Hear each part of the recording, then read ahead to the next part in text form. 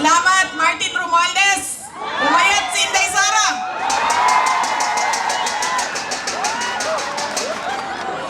Uy, kachot lang ba?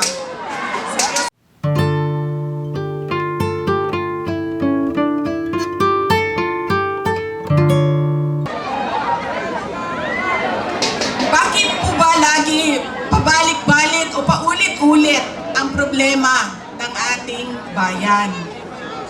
Dahil po, paulit-ulit din yung ugali natin sa pagpili ng ating mga leader. Kung sino yung binoboto natin.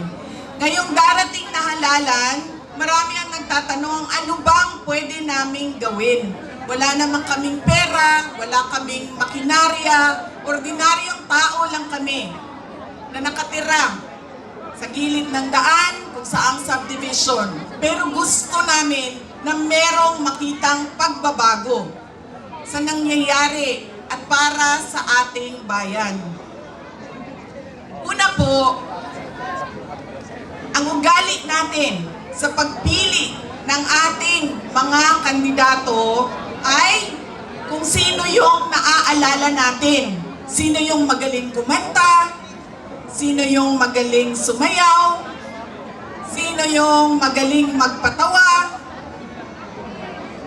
Yaan ang lagi nating naaalala kapag tayo ay boboto na.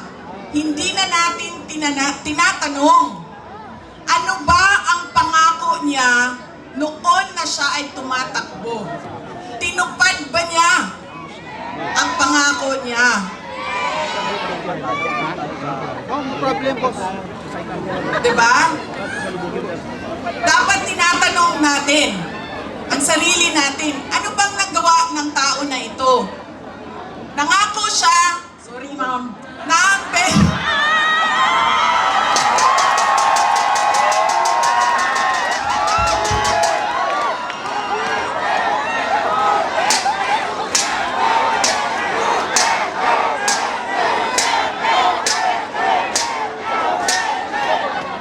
alam nyo, paano ko ba sabihin ito?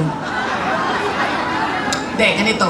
Tulad na lang na magkaibang tao kami ni Pangulong Rodrigo Duterte. Si Pangulong Rodrigo Duterte ay hindi si Inday Sara Duterte. Si Bongbong Marcos ay hindi si Amy Marcos.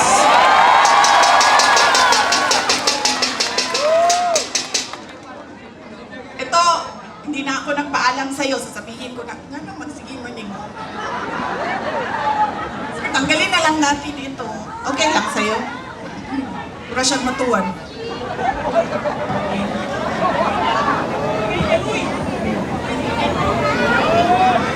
Ganyan na lang.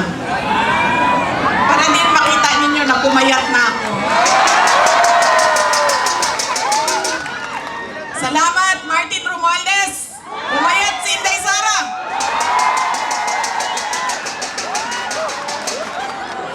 Uy, kachot lang ba? Seryoso. Mahal ko kayo, ma'am.